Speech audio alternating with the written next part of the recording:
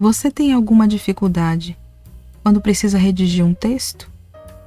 Saiba que você não é a única pessoa do mundo a passar por isso. Hoje trago algumas dicas para facilitar seu processo de escrita. Vamos lá?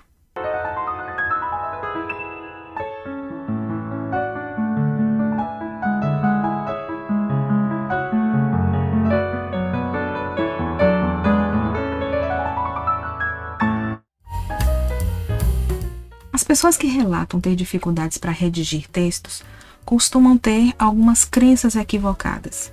Entre elas, pensam que o texto já sai pronto da cabeça do escritor.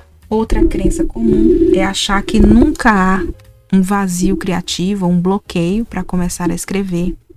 Há também quem acredite que já se nasce com um ótimo vocabulário, um excelente repertório de palavras para usar nos textos. Tudo isso é mentira. O texto não nasce pronto, o bloqueio criativo existe, não é frescura, e ninguém adquire vocabulário do dia para a noite.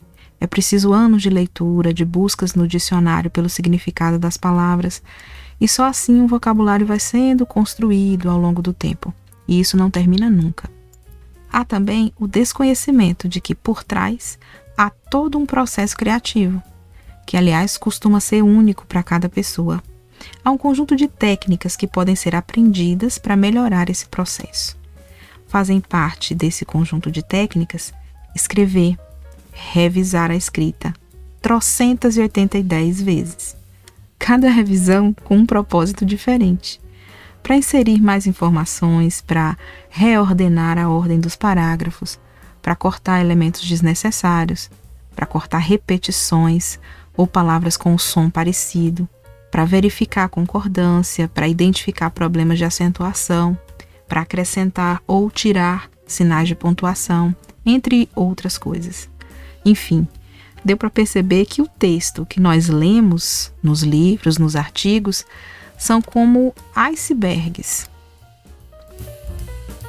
Eles foram construídos palavra a palavra. Muita coisa foi deletada.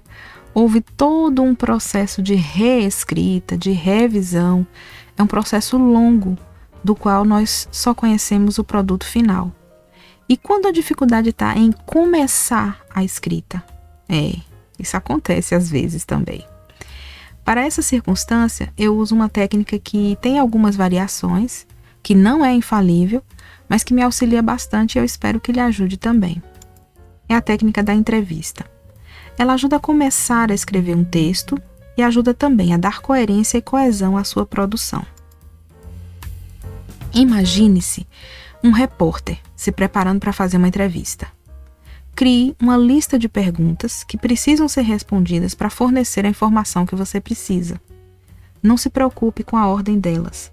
Depois, troque o seu papel imaginativo. Você agora vai se imaginar sendo parado por esse jornalista e aceitando dar uma rápida entrevista. A lista de perguntas dele lhe parece um tanto aleatória, mas mesmo assim você responde. Eis o que aconteceu. Qual o seu nome? Juan Garcia. Qual comida você detesta? Caruru. No desenho Shrek, qual o personagem que você mais gosta e por quê?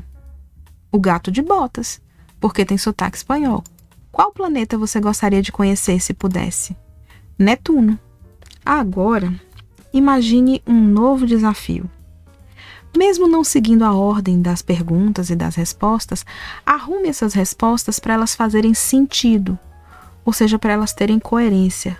Perceba que soltas, as respostas não têm qualquer ligação, ou seja, não tem coesão entre si.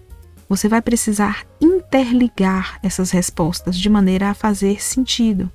Vai ser preciso fazer uma espécie de colagem com as respostas.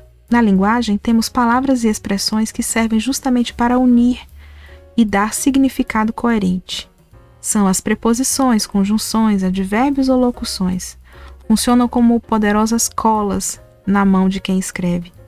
Muitas vezes, as respostas são tão aleatórias que precisamos inserir mais frases que completem as ideias, montando esse quebra-cabeça, e nos forneçam condições de passar a cola, de unir as respostas. Vejamos o resultado da colagem. Sou Juan Garcia, nasci em Málaga, na Espanha, e admiro filmes de animação que sejam originais e divertidos, tal qual o Shrek. Entre seus personagens, o que eu mais gosto é o Gato de Botas, justamente porque ele tem sotaque espanhol, assim como eu. Vivo no Brasil, tão distante da minha Espanha querida. Algumas vezes me sinto uma espécie de extraterrestre vindo de Netuno, por causa da distância que há entre a minha cultura e a cultura brasileira. Por exemplo, as comidas são muito estranhas. Tem um tal de caruru, que parece uma sopa cremosa de sapo batido e que minha família baiana adora. No final das contas, acho que essas diferenças culturais acabam me enriquecendo. Gostou? Não?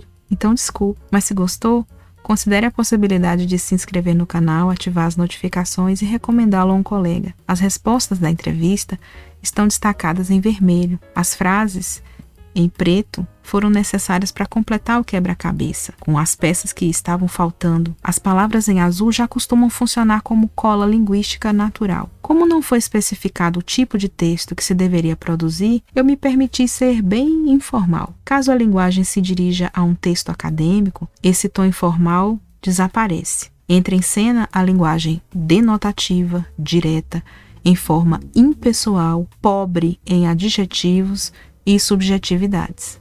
Resumindo, é preciso ter em mente que esse texto não ficou pronto rapidamente, foi todo um processo de escrita. Levou tempo, foi revisado, palavras foram trocadas, expressões foram substituídas, vírgulas foram colocadas, ponto parágrafo foi inserido, e é bem possível que ainda tenha várias coisas ali para ajustar, visto que eu não sou especialista em língua portuguesa. Entretanto, eu consegui produzir um texto compreensível e comunicável, não cansativo, coeso e coerente. Foi mostrado um exemplo de técnica para esse processo de escrita, a técnica da entrevista. Passo a passo, essa técnica requer, primeiro, listar as perguntas, segundo, responder essas perguntas, terceiro, ordenar as respostas, buscando dar um certo sentido para elas. Quarto, estabelecer sentido entre as respostas, unindo-as com frases ou elementos de coesão e coerência. Quinto, reescrever o texto, corrigindo as imperfeições mais aparentes, tais como palavras repetidas, falta de acentos e vírgulas.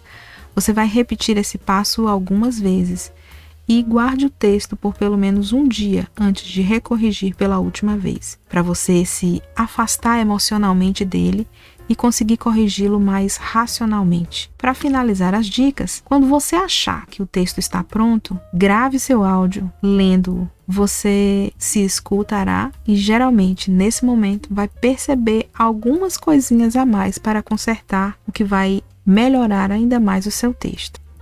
Por hoje era isso, eu espero ter colaborado positivamente com você. Muita paz e até a próxima oportunidade. Obrigada.